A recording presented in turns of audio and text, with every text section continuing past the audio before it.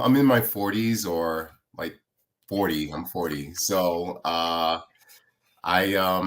wanted a what happened was I was at a my trigger or the event that made me want to live a better lifestyle was we were at a family dinner and I was popping out of my shirt. My belly was popping out of my shirt and I was somewhat chastised and made fun of by family, but in a good, healthy way. So that kind of inspired me to live a healthier lifestyle. And at the time, I was watching Carl online do his thing, and I'm like, this guy is he's just doing it. He's shredded. I reached out to him and I started his program back in October of 2022. As of today, I think we've had over 100 workouts. We're about, what, Yeah, 8 months in? yeah, we've had over 100 workouts, 100%. Definitely had over 100 workouts. And 100 brutal ones. it's a lifestyle change. I mean, prior to the program, I was just, quick and easy. I work a lot. I have a crazy schedule. So I was definitely a fast food, whatever can fit in my bag as I'm running out the house kind of guy. Mhm. So it is a lifestyle. In addition to working out, you also have to eat right. You got to sleep. Um, and it's an overall picture. It doesn't take overnight. I started seeing results, not right away, but within a couple weeks, I started to lose my gut and started seeing the shape of my six pack, which was really my main concern. I just did not want the dad bod. That was my biggest. Give me anything else, but get rid of the stomach. So the stomach has gone away. I've been meal prepping and really watching what I eat and when I eat, and it's just been a great opportunity working with someone who's really looking out for the best of you or the best for you and wants you to just be a better version of yourself. So I appreciate 100%. the Dream Academy and their whole structure on everything. So tell me, I know I want to go back to the beginning a little bit, before when you first started. Like for you, you said it was, that family occasion that made you want to, realign and rethink, okay, how am I eating? How am I treating myself? Because I feel like most important, like people just go through life without really ignoring those signs, ignoring those comments. Because for me, I remember what triggered me to actually start my fitness journey was when I was a little younger. I remember like around middle school, there was these pair of jeans that I couldn't fit into. And my mom was like, "You can't fit into that? Are you serious?" And that's literally what sparked me to just change something because I was like, this is a problem. It was literally like I think the waist was 36 and I was literally like 14. That was a problem. So what I had to do was change my mindset, change my framework, change what I was doing on a daily basis. But with that change, it was hard. So for you, I want to talk about like what are a few things that you had to overcome in the beginning and how you've been able to overcome them now, and how do you feel now about them? I definitely had to cut down drinking. I was, Mhm. I loved my beer at the time and wine. I realized that that was contributing to the belly. Fast food, I cut down, and it's no one's saying you can never have these things. As at least in my mind, I'm like, you know what, alcohol is always going to be here. Fast food's not going nowhere. So we're human. We're gonna have a weak moment. We're gonna, one day you're probably gonna be encountered or tested with this thing. So you're never gonna run away with it. But it's just knowing, hey, it's all the beers that I drink that's going straight to my gut, and it's the fast food and it's the not being active. I've always kind of been the skinny kid, athletic. I did track in school. So I've naturally had like a athletic body, but I've never really worked on it where I never really worked outside of just like sports and stuff. I never really like, would hit the gym or anything like Yeah. that. So I think during COVID, myself, and I'm sure a lot of people, just got really comfortable. Hey, I don't have to go to work. I don't have to do anything. Let me just eat all day. Let me just, drink all day. And it caught up with me. It does catch up with you. That was, for me, I had to give up some stuff. Mhm. And drinking, eating out, um, and just those bad habits. And for And you, like when it comes to those sacrifices, because I feel like a lot of people don't. That's the thing when it comes to the finish journey. They don't want to give up the old stuff that they're used to. They don't want to give up the alcohol. They don't want to give up the Friday, Saturday nights.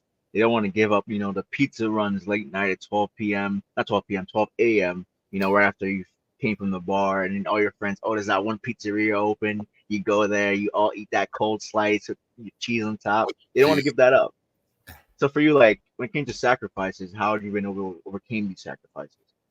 I discovered kava. Oh my God. Someone had recommended kava to me about maybe a month, 2 months ago, and I went, and it's like the Chipotle, but a little bit more cleaner is my definition. It's like a Chipotle, but it's like a level up. And I went there, I had a bowl. They put the spinach, they put all types of veggies, and there's rice, and everything was lean and delicious. Ever since then, I'm eating there at least once a week. I'm definitely hooked. It's just meal prep. I had to just really watch what I eat. Um, I would do protein shakes. It is an investment. It takes a lot of discipline. When I first started, I had to pretty much restock a fridge of like healthy stuff, more fruits and protein shakes, and um it just yeah, protein shakes, water. Just being mindful is really what it is. Just being mindful. So for me, that's what my eyes are somewhat open. Like I want the cold cheese slice, but I know it's not good for me, and especially at 1 a.m. So yeah, that's what how I've been able to overcome, just making healthier choices, because we all have to eat. We have to Mhm. eat. So it's what you eat and what makes your body feel good. Um, 100%. and I've definitely noticed a difference with the steps that we've taken. Even the app has also opened up my eyes, where you like post your meal, and it calculates your calories and your carbs, and it tracks your weight. Like until I started actually taking pictures, posting it on the app, and breaking down what's in this food, and oh my God, I'm having a lot of carbs. And it's, for me, it was definitely the carbs. I love the bread, I love everything. But I think that was also an eye-opening thing, because now you had this digital app telling you, okay, you took a photo of this is what's in it, Mhm. and it breaks down everything, your fats, your carbs. Um, so for me, that was also eye-opening, and it helped me kind of like rein in. Mhm. So it's you have to use the tools. The app I use as a tool, just to kind of like track my progress, and just track what I'm eating. Oh, there you go. So for you, I want to ask, when it came to mindset shifts within the program, within yourself, like what is the biggest thing that you experienced when it came to your mindset? I feel like a lot of times, when it comes to our fitness journey, yes, we change the physical, we change what we eat, we change how we do things, but overall, internally, like the way we feel and think about ourselves, like for you, what are the biggest shifts you had when it came to that? For me, the biggest shift had to be just time, and I guess time boundaries. I've always been a sociable guy. I like hanging out with friends and family, and it came at a discipline. I mean, between my working, and I really, I really want to pursue this.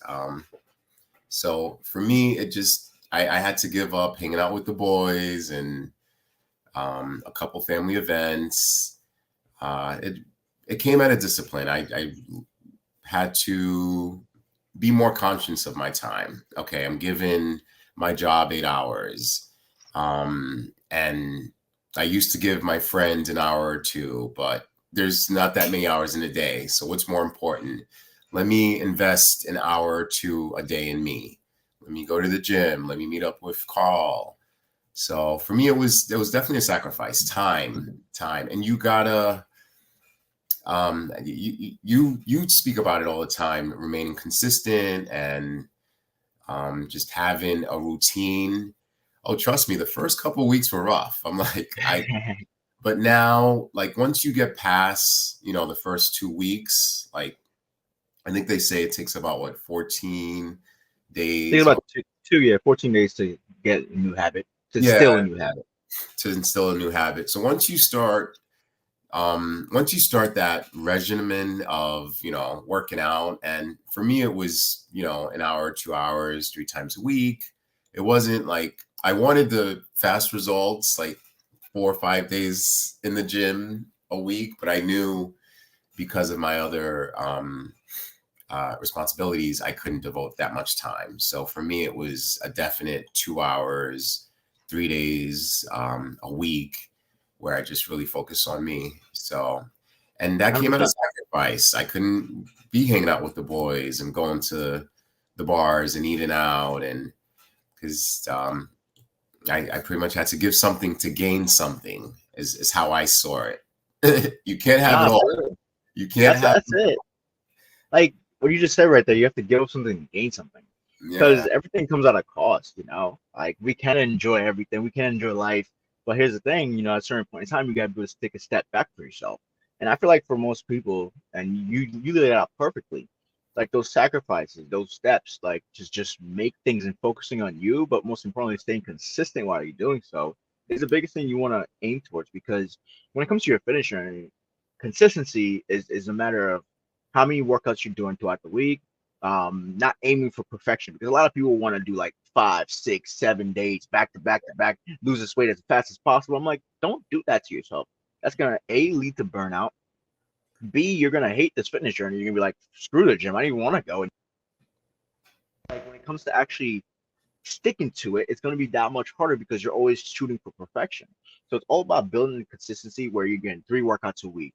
You're focusing on prepping your meals the night before. You're just making the little things to be able to make this adjustable to you, but most importantly, adjustable to your lifestyle. Because at the end of the day, it'll never be perfect.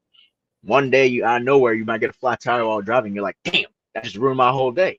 But at the end of the day, you're still consistent. You're still within your routine, and you're still following through. But one bad day doesn't completely throw you off. So yeah. I feel like a lot of people just need to learn that it takes time. You have to be consistent. You have to build that patience, and over time, you will get there.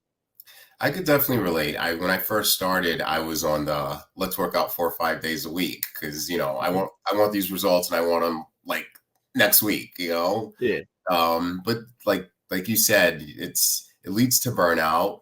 I've I've noticed, at least for myself, from not being active to being active, like you need a day of rest. And I think you even used to always tell me that, like after a workout, you need a day of rest. Your body has to heal from all the sores and the pains. And it's just good to slowly or gradually build up to that.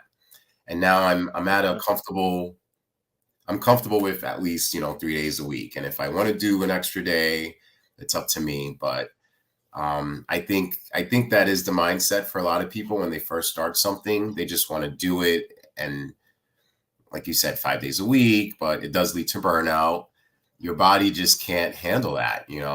From it's literally from going 0 to 60 and 60 for like hours. It's like Yep. you just gotta somewhat pace yourself, and just as the amount of time it took you to get in those bad habits and um, those bad traits is about the same amount of time it's going to get you to get into